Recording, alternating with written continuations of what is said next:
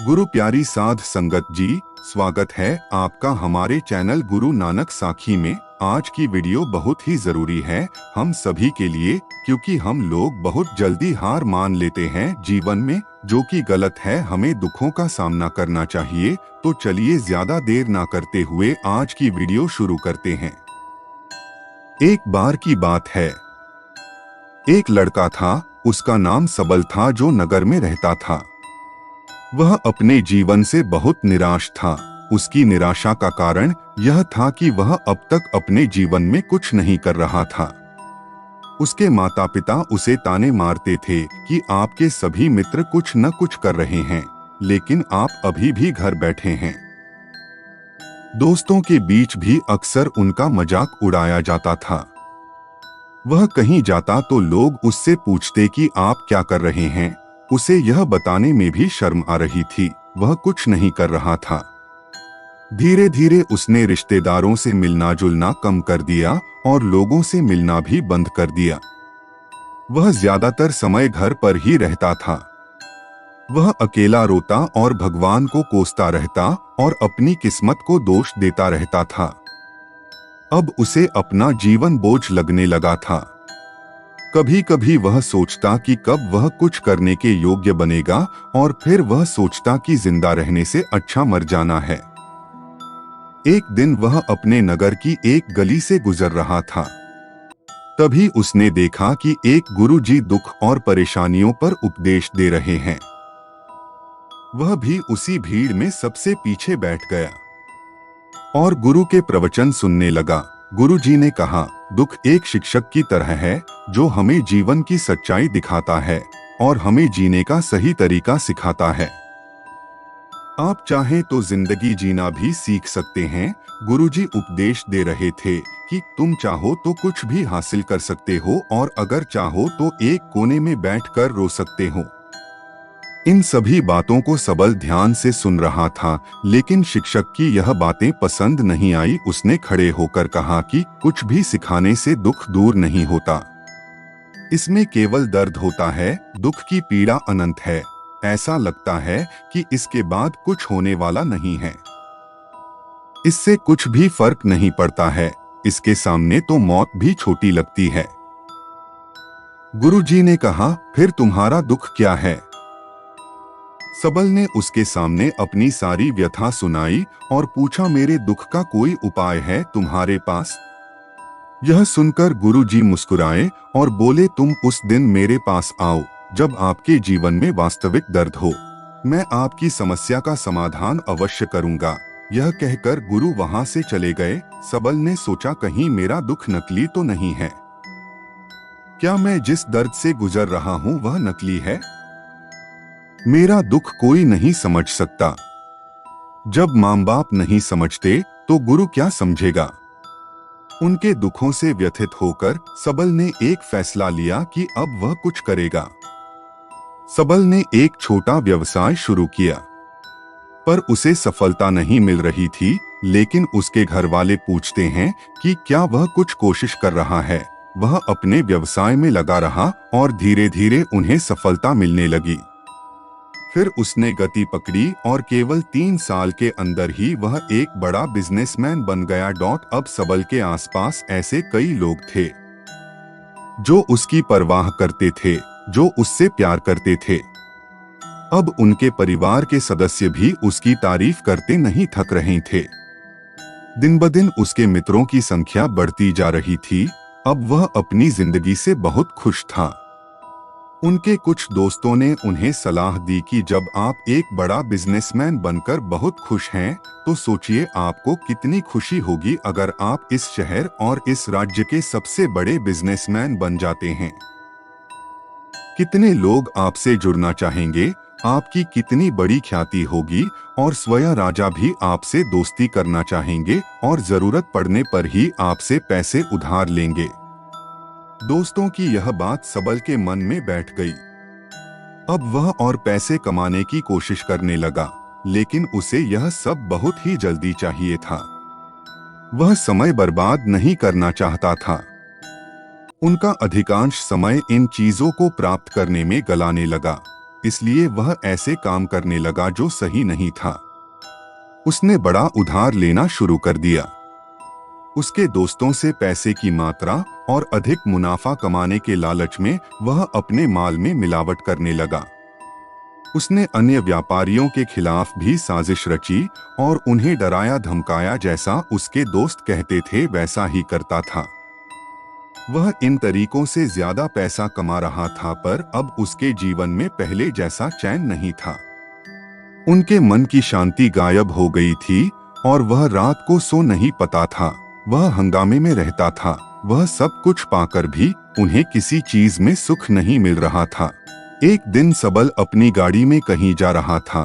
तभी रास्ते में उन्हें गुरु जी का आश्रम दिखाई दिया। वह रुका और गुरु के पास जाकर बोला, संत, आपने मुझे मेरे पास आने के लिए कहा था जब मेरे जीवन में सच्चा दुख आता है। अब मैं बहुत दुखी हूँ कि मेरी नींद हराम हो गई है। मुझे कहीं भी शांति नहीं मिल रही है।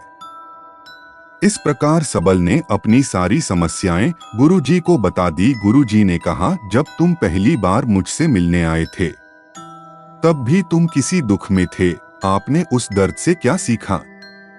सबल ने कहा कि सिर्फ सोचने और चिंता करने से कुछ नहीं होता। आपकी दृष्टि को सच करने के लिए यह कार्रवाई करता है और सिर्फ काम करने से कुछ नहीं होता। परिणाम भी मिलना चाहिए। जब आपको लगता है कि आपका लक्ष्य हासिल नहीं होने वाला, तब राह में चाहे कितनी भी मुश्किलें आ जाएं, मन कितना भी निराश क्यों न हो, कितना भी लगता हो कि अब कुछ नहीं होने वाला है, तभी विश्वास करें, मैं जो भी कर रहा हूँ उसमें अवश्य सफल होऊंगा। लोग केवल सफल लोगों का सम्मान करते हैं। कोई कितना भी अच्छा क्यों न हो, वह हमेशा लोगों की नजरों में बोझ बने रहते हैं। यह सब सुनकर गुरुजी मुस्कुराए और बोले, जब आपके पास है तो यह वास्तविक दुख नहीं है। अपने जीवन में वास्तविक दुख आए तब मेरे पास आओ, मैं उसे ठीक कर दूंगा। सबल ने जाते समय गुरुजी को सोने के सिक्कों से भरा घड़ा भेंट किया। घड़े को देखकर गुरु ने कहा कि यह मेरे किसी काम का नहीं है। उस पेड़ के नीचे गड्ढा खोदकर गाड़ दो। सबल ने घड़े को पेड़ के नीचे दबा दिया, जैसा कि गुरु ने बताया, और वहां से चला गया। कुछ दिनों तक कारोबार ठीक चल रहा था, लेकिन व्यापार के गलत तरीके के कारण धीरे धीरे उसे व्यापार में घाटा होने लगा।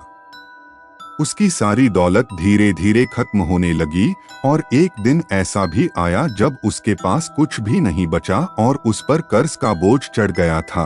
परंतु वह निश्चिंत था, क्योंकि उसने अपना सारा कर्ज अपने दोस्तों से लिया था।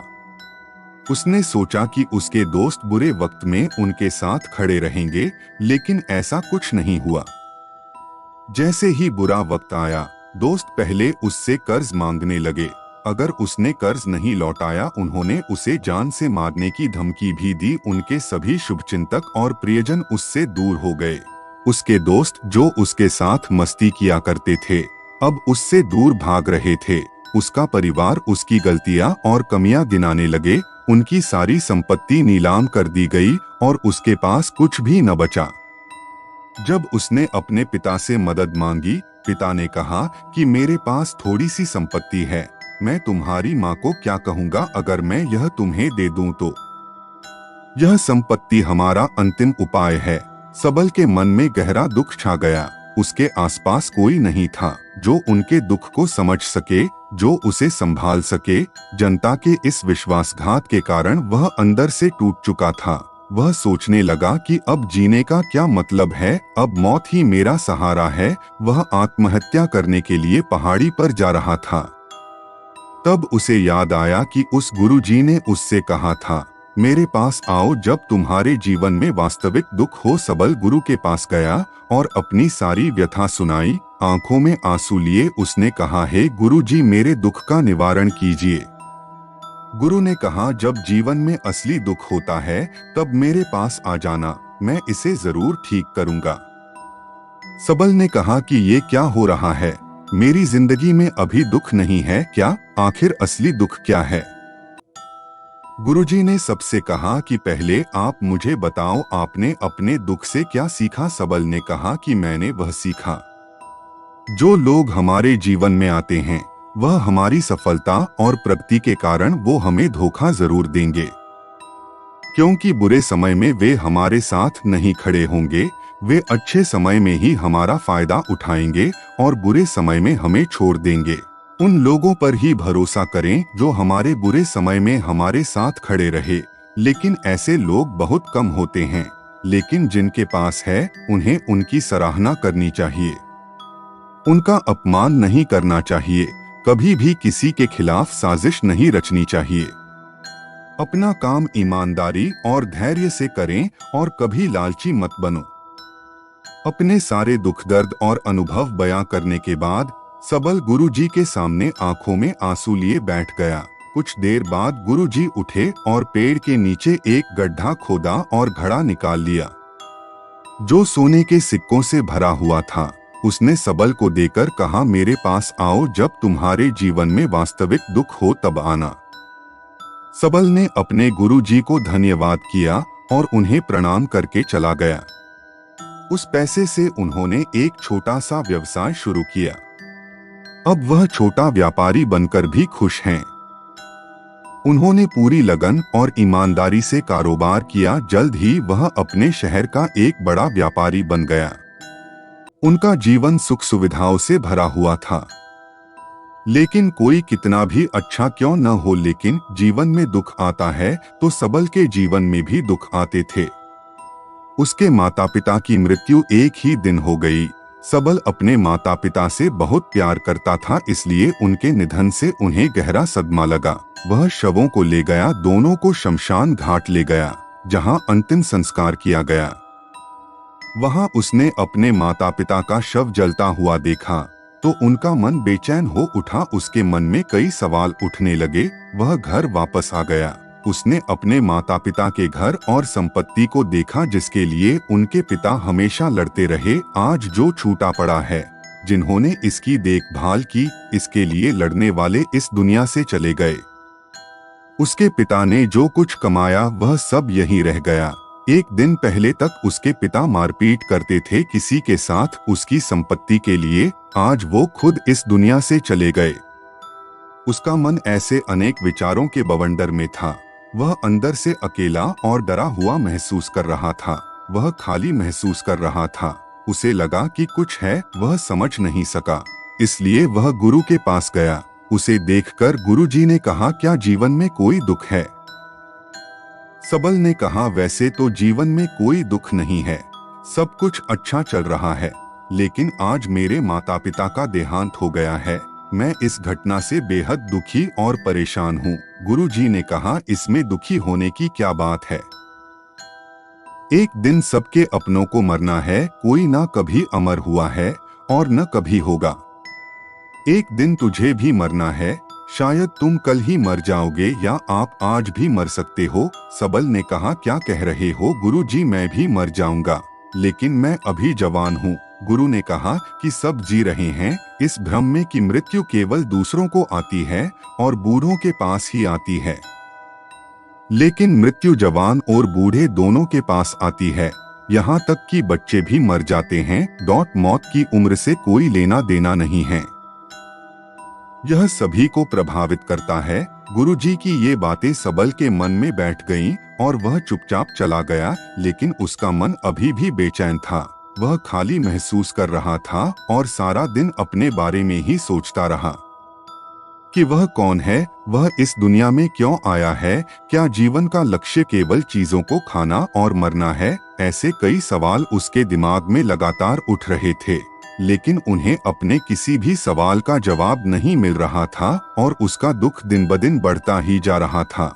इसलिए कुछ दिन बाद वह फिर से गुरुजी के पास पहुंचा और बोला, हे स्वामी, मैं बहुत दुखी हूँ क्योंकि मैं यह नहीं जान पा रहा हूँ कि मैं कौन हूँ और मैं इस दुनिया में क्यों आया हूँ। यह सुनकर गुरुजी मुस्कुराए और बोले, आज आपके जीवन में पहली बार सच्चा दुख उत्पन्न हो गया है। यह वास्तव में दुख कहलाने के लायक हैं। हम नहीं जानते कि हम कौन हैं, हम क्यों आए हैं, क्या करें, कैसे करना है। सबल ने अपने गुरु से कहा कि उसकी दुर्दशा दूर करो। गुरु ने कहा कि हम सभी इंसान हैं, जीवन भर संग्रह करते रहते हैं। सबल ने कहा कि सभी इंसान जीवन भर धन, सम्मान, परिवार, प्रतिष्ठा, मित्र, शत्रु जमा करता है। गुरु ने पूछा, क्या हम एकत्रित की गई चीजों में से कुछ भी अपने साथ ले जा सकते हैं? सबल ने कहा, कोई भी इंसान अपने साथ कुछ भी नहीं ले जा सकता, वह सिर्फ अकेला ही जाता है। मेरे माता पिता भी अपने साथ कुछ भी नहीं लेकर गए, सब कुछ धन संपत्ति वैभव सब कुछ यहाँ पर छोड़कर गए। गुरुजी ने कहा, अब मेरी बात ध्यान से सुनो, इस संसार में हमें जो संग्रह करना चाहिए वह हम नहीं करते। चीजें हमारे सामने होती हैं लेकिन हम उन्हें देखने की कोशिश नहीं करते। हमें इस दुनिया में जो कुछ भी इकट्ठा करना है वह हम खुद हैं। हमें खुद को जुटाना होगा ताकि जब हम मरें तो हम एकजुट हो सकें। हम प्यार, नफरत, गुस्सा, ईर्ष्या में बंटे हुए हैं। क्रूरता, धन, स्थिति, प्रतिष्ठा, सम्मान, पहचान, धर्म, जाति, सैकड़ों हजारों ऐसी चीजों और इच्छाओं में हम विभाजित हैं और टुकड़ों में जीवन जी रहे हैं। इस विभाजन के कारण हमारी चेतना कभी एक नहीं हो सकती। हमारी चेतना शक्ति बिखरी हुई है, इसलिए हमारे पास इतना समय नहीं है, इतनी ऊर्जा नहीं कि हम मुड़ सकते हैं और अपने भीतर देख सकते हैं। वास्तव में धन, सम्मान और सुविधाओं का अभाव, लोग इसे दुख समझते हैं और जीवन भर के लिए जो दुख कहकर रोते रहते हैं।